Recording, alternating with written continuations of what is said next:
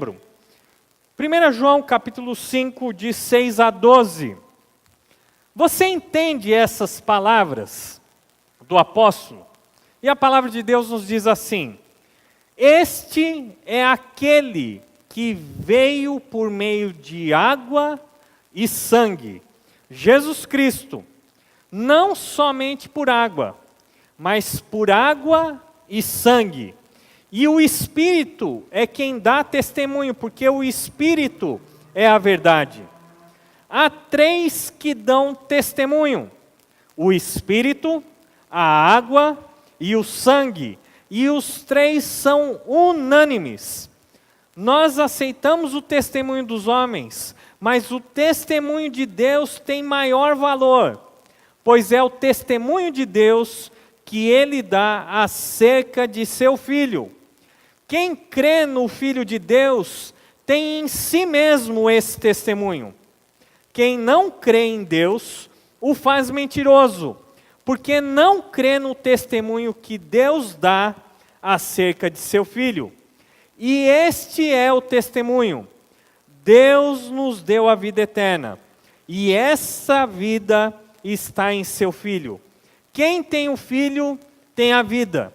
Quem não tem o Filho de Deus não tem a vida. Abaixe sua cabeça, feche seus olhos, nós vamos orar nesse momento. Senhor Deus, amado Pai, agora que abrimos a Tua palavra, nós pedimos que o Espírito Santo nos ensine a Tua verdade a respeito do Teu Filho Jesus Cristo. Que possamos sair daqui não apenas com conhecimento, mas com uma convicção a respeito de quem Jesus é e de quem nós somos em Jesus Cristo. Nós pedimos a Deus que o Senhor nos ajude a nos concentrarmos na Tua palavra, a deixarmos os nossos pensamentos que não estão aqui, nossas preocupações, nossas aflições, por um instante, para que o Senhor fale com cada um de nós nessa noite. Nós oramos assim, no nome de Jesus Cristo. Amém. Como podemos saber que Jesus Cristo é de fato o verdadeiro Filho de Deus? Será que Jesus não é um charlatão? Será que Jesus não foi simplesmente um religioso fanático? Os testemunhas de Jeová dizem que Jesus não é Deus. Os espíritas dizem que ele foi o ser humano mais evoluído que já existiu na face da terra. Os muçulmanos e judeus dizem que Jesus foi apenas um grande profeta. E os gnósticos diziam que Jesus era um homem comum, mas que no momento do seu batismo, ele se tornou Deus e ele deixou de ser Deus quando foi crucificado. Cerinto, um filósofo de Éfeso, dizia que o Cristo divino veio sobre o homem, mas que o Cristo divino partiu do Cristo humano no momento da sua morte na cruz. Já que tantas pessoas têm opiniões diferentes a respeito de Jesus, como nós podemos ter a certeza de que Jesus, de fato, é o verdadeiro Filho de Deus? E nós podemos ter essa convicção justamente pelo testemunho que o próprio Deus dá a respeito de Jesus. Vamos ler novamente os versículos de 6 a 12. Este é aquele que veio por meio da água e sangue. No contexto anterior da passagem, nós vemos que João fala que Jesus de fato é o verdadeiro Filho de Deus. Jesus Cristo, não somente por água, mas por água e sangue. E o Espírito é quem dá testemunho, porque o Espírito é a verdade. Há três que dão testemunho: o Espírito, a água e o sangue. E os três são unânimes. Nós aceitamos o testemunho dos homens, mas o testemunho de Deus tem maior valor, pois é o testemunho de Deus que Ele dá acerca de seu Filho. Quem crê no Filho de Deus tem em si mesmo esse testemunho. Quem não crê em Deus o faz mentiroso, porque não crê no testemunho que Deus dá acerca de seu Filho. E este é o testemunho: Deus nos deu a vida eterna, e essa vida está em seu Filho. Quem tem o Filho, tem a vida. Quem não tem o Filho de Deus, não tem a vida. Nesse texto, nós vamos aprender três grandes verdades. Em primeiro lugar, nós vamos justamente aprender a respeito do tríplice testemunho de Deus. Veja bem o que João escreve nesses três primeiros versículos. E esses três primeiros versículos parecem um pouco obscuros, difíceis de entender. Mas nós vamos agora estudar a palavra de Deus, e tudo aquilo que parece obscuro vai se tornar claro, e isso vai fazer uma grande diferença em nossa vida. Vejamos então o tríplice testemunho de Deus. Este é aquele que veio por meio de água e sangue, Jesus Cristo. Não somente por água, mas por água e sangue. E o Espírito é quem dá testemunho, porque o Espírito é a verdade. Há três que dão testemunho: o Espírito de Deus, a água e o sangue. E os três são unânimes. Nós encontramos aqui três testemunhos a respeito de Jesus. Três testemunhas que afirmam que Jesus de fato é o verdadeiro Filho de Deus: a água, o sangue e o próprio Espírito Santo de Deus.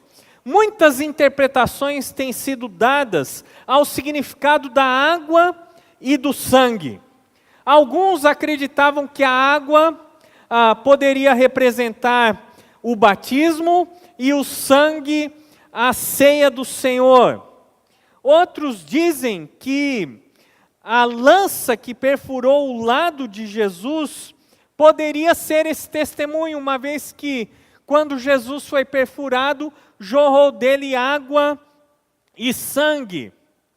Porém, o mais coerente que nós podemos entender sobre o significado desse tríplice testemunho, e principalmente a respeito do que é o testemunho da água e o que é o testemunho do sangue, é aquela interpretação que nos diz que a água diz respeito ao batismo do Senhor Jesus Cristo. E o sangue faz referência à sua morte na cruz do Calvário. No batismo de Jesus Cristo, nós temos o início do seu ministério messiânico. E na morte de Jesus Cristo, nós temos a conclusão do seu ministério e da sua obra redentora. Veja o que a Bíblia nos diz lá em João, Evangelho de João, capítulo 1, versículos 29 a 34. João, capítulo 1, 29 a 34. Veja o que a palavra de Deus nos fala a respeito do batismo do Senhor Jesus Cristo. No dia seguinte, João viu Jesus aproximando-se e disse: vejam, é o Cordeiro de Deus que tira o pecado do mundo. Este é aquele a quem me referi quando disse: vem depois de mim um homem que é superior a mim, porque já existia antes de mim. Eu mesmo não o conhecia, mas por isso é que vim batizando com água, para que ele viesse a ser revelado a Israel.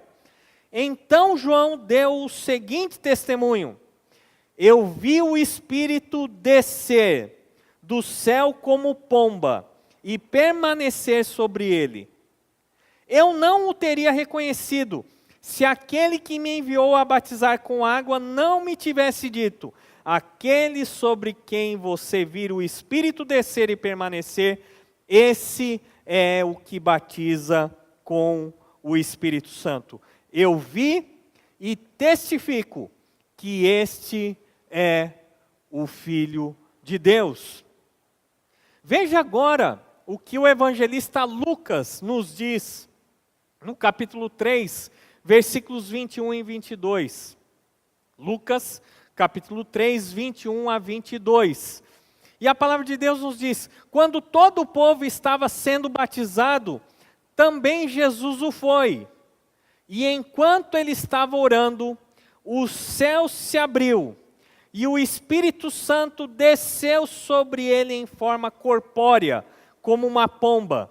Então veio do céu uma voz: tu és o meu filho amado, em ti me agrado. Esse é o primeiro testemunho. Essa é a primeira testemunha da parte de Deus.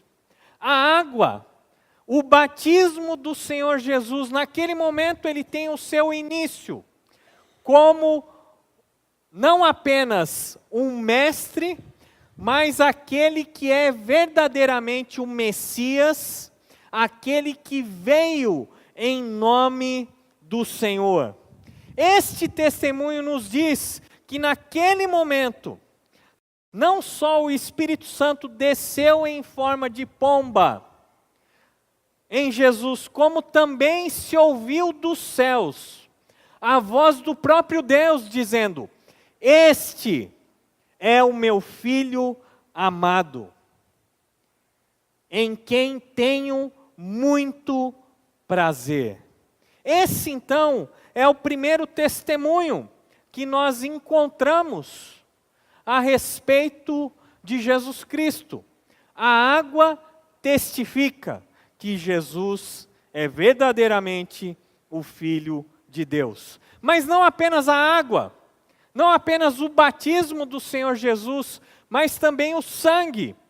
E o sangue, ele representa o momento da morte de Jesus Cristo. Abra sua Bíblia agora, também no Evangelho de João, capítulo 19, versículos de 28 a 37. João, capítulo 19, versículos de 28 a 37. A palavra de Deus nos diz assim: mais tarde, sabendo então que tudo estava concluído, para que a Escritura se cumprisse, Jesus disse: tenho sede. E estava ali uma vasilha cheia de vinagre. Então embeberam uma esponja nela, colocaram a esponja na ponta de um caniço de sopo e a ergueram até os lábios de Jesus. Tendo provado, Jesus disse: está consumado. Com isso, curvou a cabeça e entregou o Espírito. Esse era o dia da preparação e o dia seguinte seria um sábado, especialmente sagrado. Por não quererem que os corpos permanecessem na cruz durante o sábado, os judeus pediram a Pilatos que ordenasse que lhes quebrassem as pernas e os corpos fossem retirados. Vieram então os soldados e quebraram as pernas do primeiro homem que fora crucificado com Jesus, e em seguida as do outro. Mas quando chegaram a Jesus, percebendo que já estava morto, não lhe quebraram as pernas. Em vez disso, um dos soldados perfurou o lado de Jesus com uma lança, e logo saiu sangue e água. Aquele que o viu, disso deu testemunho, e o seu testemunho é verdadeiro. Ele sabe que está dizendo a verdade, e dela testemunha para que vocês também creiam. Estas coisas aconteceram para que se cumprisse a Escritura: nenhum dos seus ossos será quebrado. E como diz a Escritura em outro lugar: olharão para aquele que transpassaram.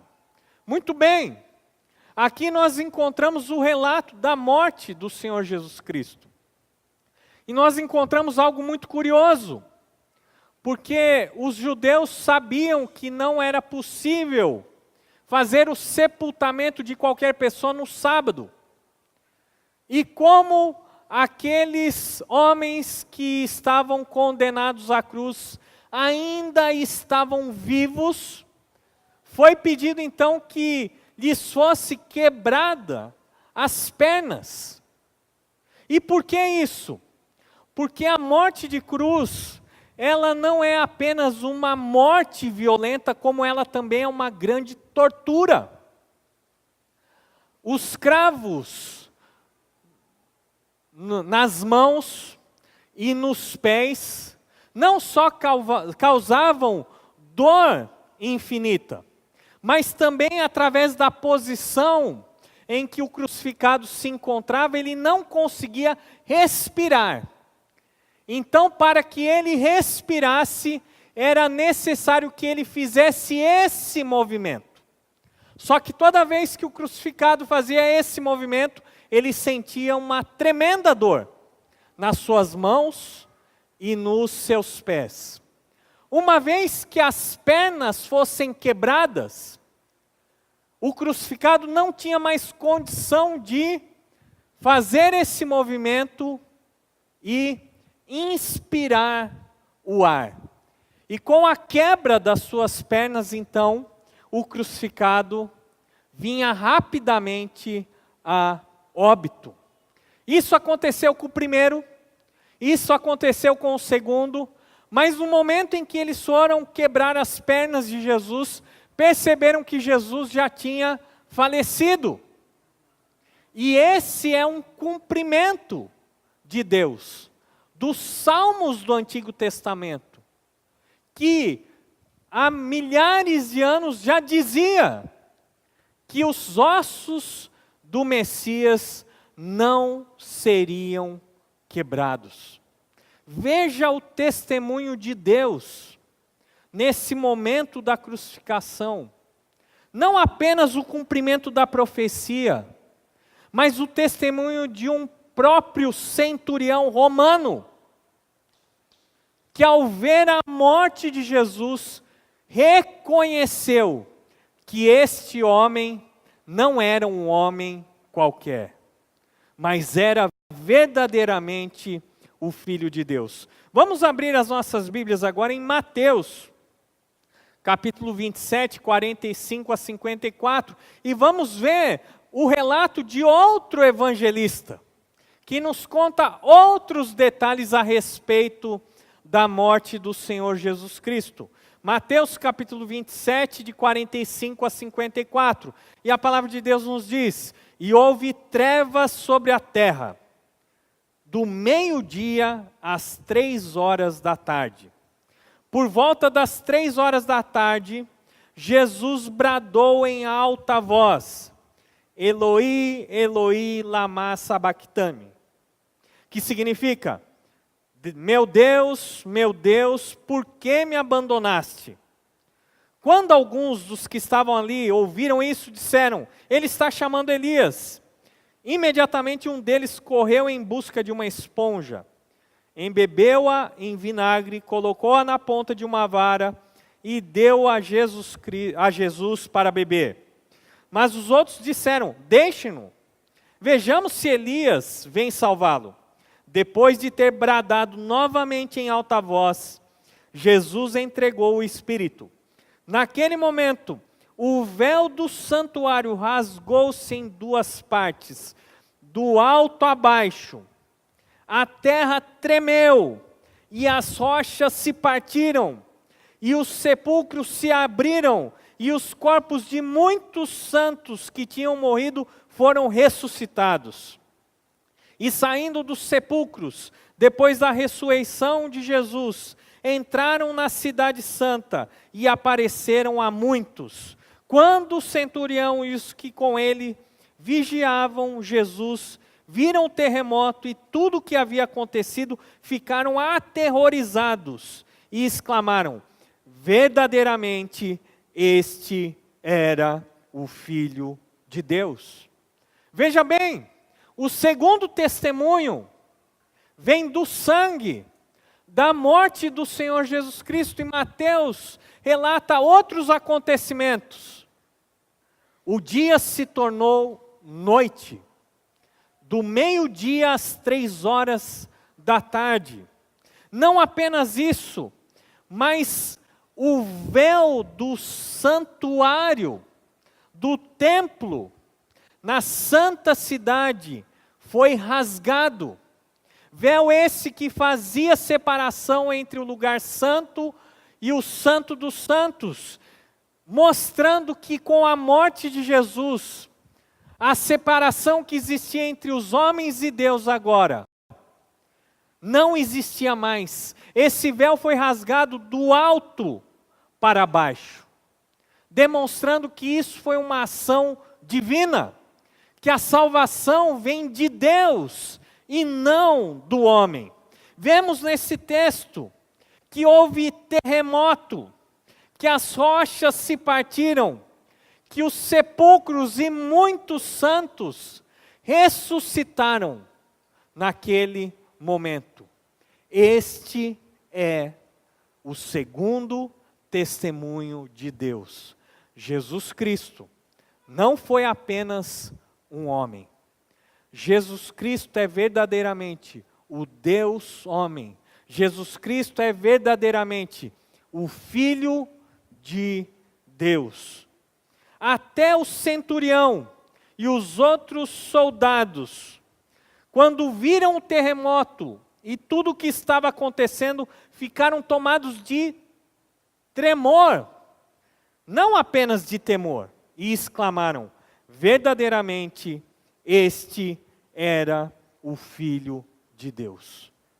E isso é tão importante, porque nós não estamos falando do testemunho de um dos discípulos de Jesus, mas de um soldado romano, que não acreditava no Deus dos judeus, que não tinha nenhum compromisso com o Senhor Jesus, mas mesmo assim naquele momento, eles declararam: verdadeiramente este era o Filho de Deus. Jesus se identifica com os homens no seu batismo e também na sua morte. Na sua morte ele fez a expiação pelos nossos pecados, ele retirou os nossos pecados e os carregou para longe. Se ele, Jesus Cristo, não foi verdadeiramente o Deus homem, ele não tem poder para nos reconciliar com Deus. Mas se Jesus, de fato, é o Filho de Deus, sim, ele é o caminho, a verdade e a vida. E ninguém pode ir até o Pai, se não for através dele. Jesus, de fato, é o Filho de Deus. Ele nasceu, ele viveu e morreu verdadeiramente. E o terceiro testemunho, nós encontramos da própria pessoa do Espírito Santo. E é isso que João nos diz: o Espírito é quem dá o testemunho. O Espírito fala a verdade a respeito de Jesus Cristo. João capítulo 14, versículo 17, nós vemos o seguinte: o Espírito da verdade, o mundo não pode recebê-lo, porque não o vê nem o conhece. Mas vocês o conhecem, pois ele vive com vocês e estará em vocês. Jesus chama o Espírito Santo de Espírito da verdade. Não apenas que ele é verdadeiro, mas que ele fala aquilo que é verdade. João capítulo 15, versículos 26 e 27, nós vemos o seguinte: quando vier o conselheiro, e nós já aprendemos a palavra Paráclitos, que também pode ser conselheiro ou consolador, que eu enviarei a vocês da parte do Pai. O Espírito da verdade que provém do Pai, ele testemunhará a meu respeito. E vocês também testemunharão, pois estão comigo desde o princípio. O Espírito Santo dá testemunho a respeito de Jesus Cristo. E os discípulos de Jesus também dão esse testemunho. E por isso, João, o discípulo amado, ele dá testemunho do Senhor Jesus Cristo em toda a sua carta. Vamos ver agora Atos capítulo 5, versículo 32. Atos 5, 32 nos diz assim: nós somos testemunhas dessas coisas, bem como o Espírito Santo, que Deus concedeu aos que lhe obedecem. O capítulo 5 nos mostra os discípulos de Jesus, os apóstolos, testemunhando, com intrepidez, com alegria, com ousadia, a respeito das profecias e do cumprimento das profecias na pessoa de Jesus Cristo. E eles ali dizem para o povo de Jerusalém que eles são testemunhas dessas coisas, mas não somente eles, mas o próprio Espírito Santo que Deus concede a todos os que lhe obedecem. É o Espírito Santo que testemunha, através das nossas vidas, que Jesus Cristo é verdadeiramente o Filho de Deus. Por isso, ao lermos agora os 3 primeiros versículos desse trecho, nós temos um entendimento. Este é aquele que veio por meio de água e sangue, através do batismo e da sua morte, Jesus Cristo. Não somente pelo batismo, mas pelo batismo e pelo sangue. E o Espírito é quem dá testemunho, porque o Espírito é a verdade. Há 3 que dão testemunho: o Espírito Santo de Deus, a água do batismo e o sangue de Cristo derramado na cruz. E os 3 são unânimes: Jesus é verdadeiramente o Filho de Deus.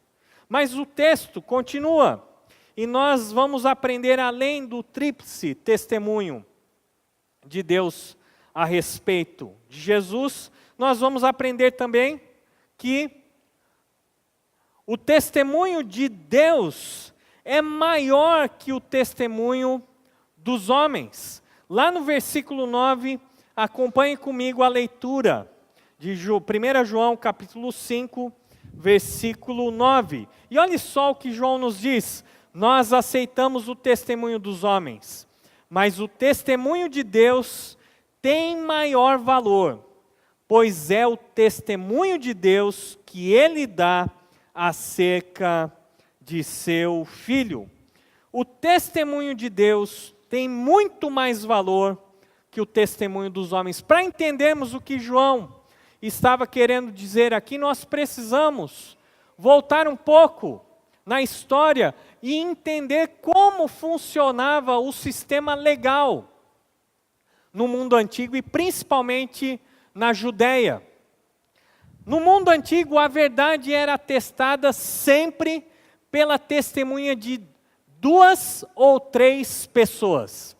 Para que algo fosse considerado verdadeiro, para que algo fosse descartado como mentira, era necessária que 3 ou 2 pessoas comparecessem e testemunhassem a mesma verdade, o mesmo fato.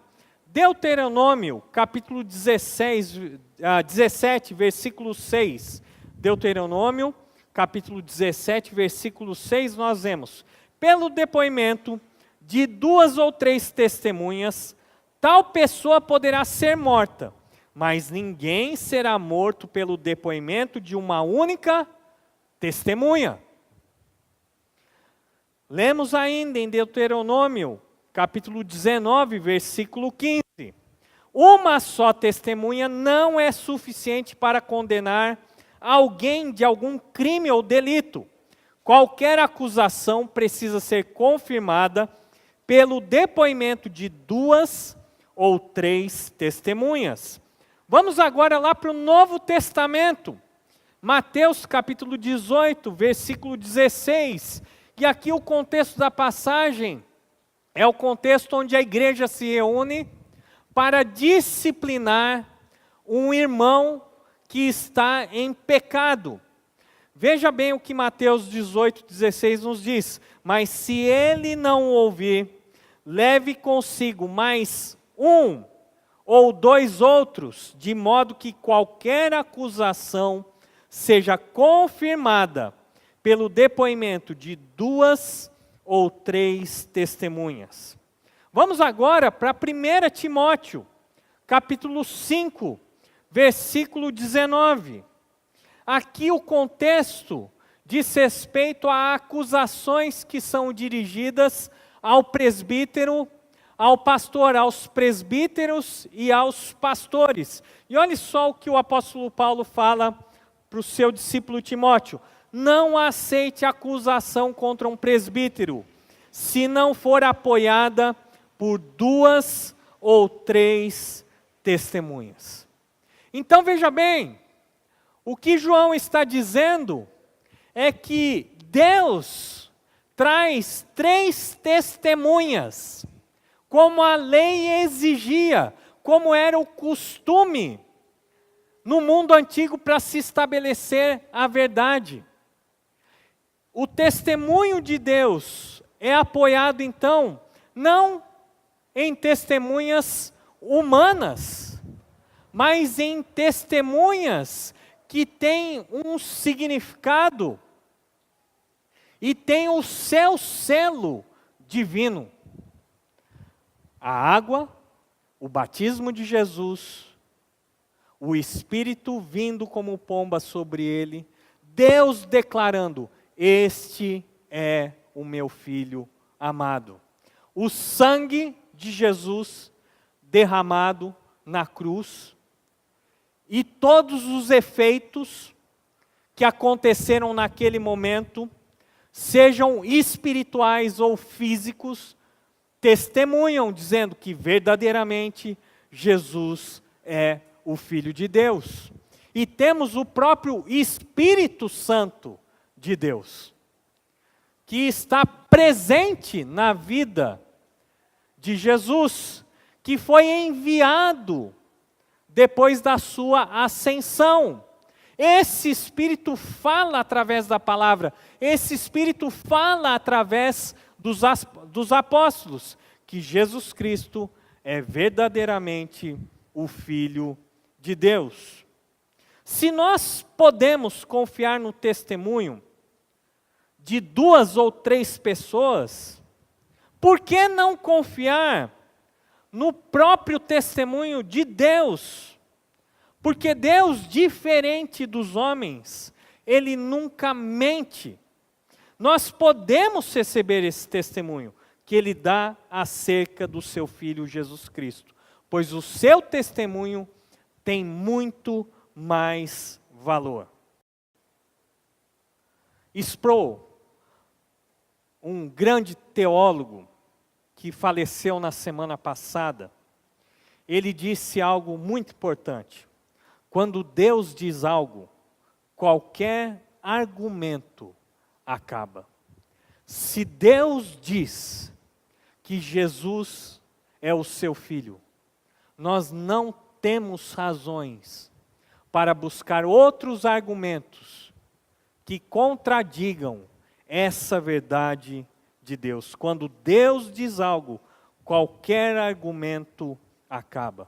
Mas nós continuamos no nosso texto aqui, e nós aprendemos que João também nos fala a respeito das consequências e também das reações que as pessoas têm, que nós podemos ter em relação ao testemunho de Deus. Vamos ver aqui os versículos 10, 11 e 12. A palavra de Deus diz assim: quem crê no Filho de Deus tem em si mesmo esse testemunho. Quem não crê em Deus o faz mentiroso, porque não crê no testemunho que Deus dá acerca de seu Filho. E este é o testemunho: Deus nos deu a vida eterna, e essa vida eterna está em seu Filho. Quem tem o Filho tem a vida. Quem não tem o Filho de Deus não tem a vida. As duas reações possíveis ao testemunho que Deus dá acerca de Jesus. Nós podemos reagir com credulidade ou com incredulidade. Aqueles que creem no testemunho de Deus, eles têm em si mesmo esse testemunho. Esse testemunho está dentro de suas vidas. E aqui nós temos um duplo sentido. O primeiro sentido é de que nós acreditamos no testemunho de Deus. Mas não tem apenas esse significado. Tem o significado de que, além de nós darmos crédito ao testemunho de Deus em nossas vidas, nós que acreditamos, nos tornamos testemunhos dessa verdade para as outras pessoas. A nossa vida, então, passa a dar um testemunho a respeito da verdade de Deus, que Jesus Cristo é verdadeiramente o seu Filho.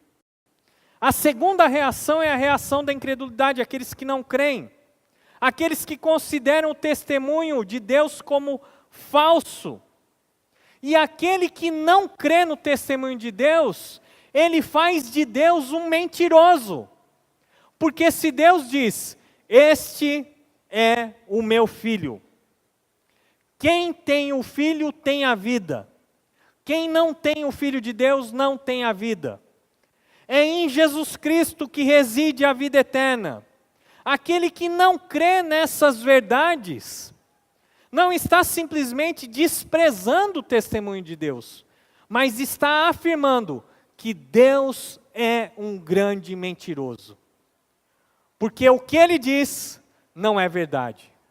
Deus diz: este é o meu filho. Aquele que não crê diz: não, Jesus não é o Filho de Deus. O que Deus está dizendo é uma grande mentira.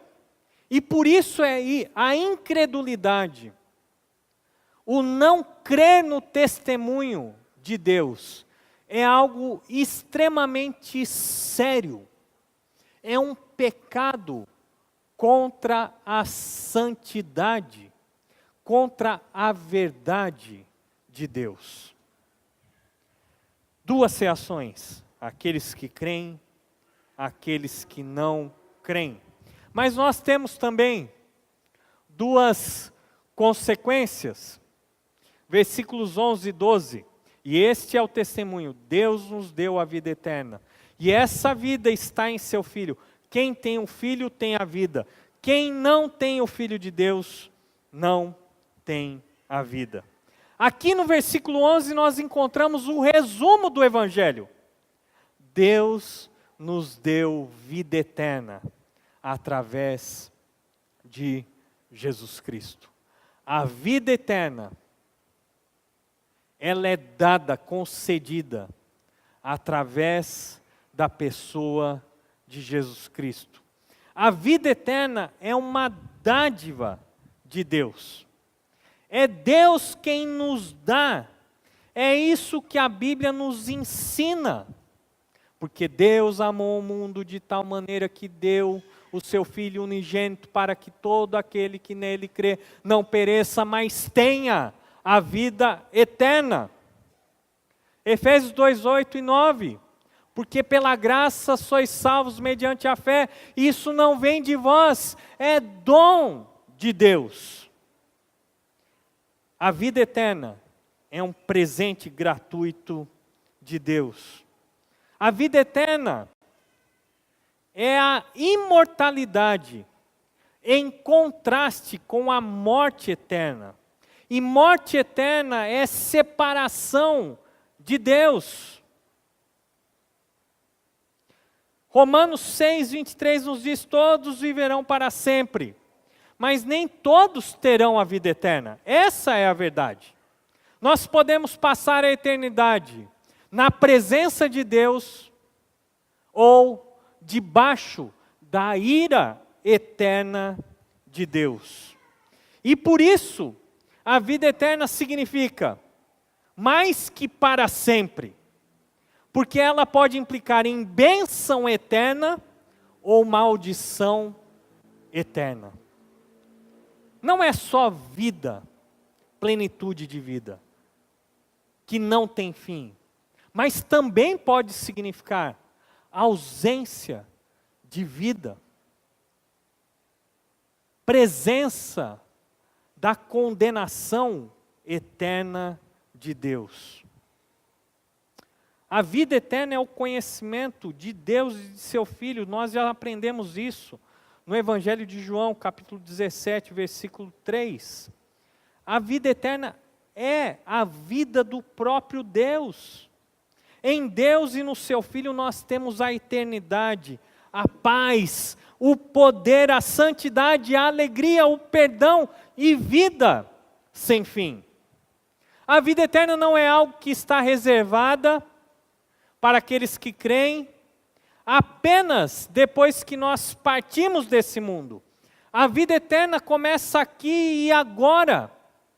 No momento em que nós temos o Filho de Deus em nossas vidas, nós já temos aqui, agora, a vida eterna que nos será dada de uma maneira final no futuro. Temos essa vida eterna, aqui e agora. E teremos essa vida eterna na glória, em toda a sua plenitude. Versículos 12: quem tem o Filho tem a vida, quem não tem o Filho de Deus não tem a vida. Ter a Cristo, ter o Filho de Deus, é crer, é confessá-lo, é confiar em Cristo, é ter Cristo como o Senhor da sua vida, é ter as suas decisões, os seus pensamentos, as suas motivações, todos os seus dons, talentos, recursos, a serviço do Rei Jesus Cristo. E quem tem o Filho, já tem a vida eterna. Mas aquele que não tem o Filho de Deus, João é categórico, não tem a vida, não tem a vida eterna. Deus, no banco, não dos céus, mas no banco das testemunhas.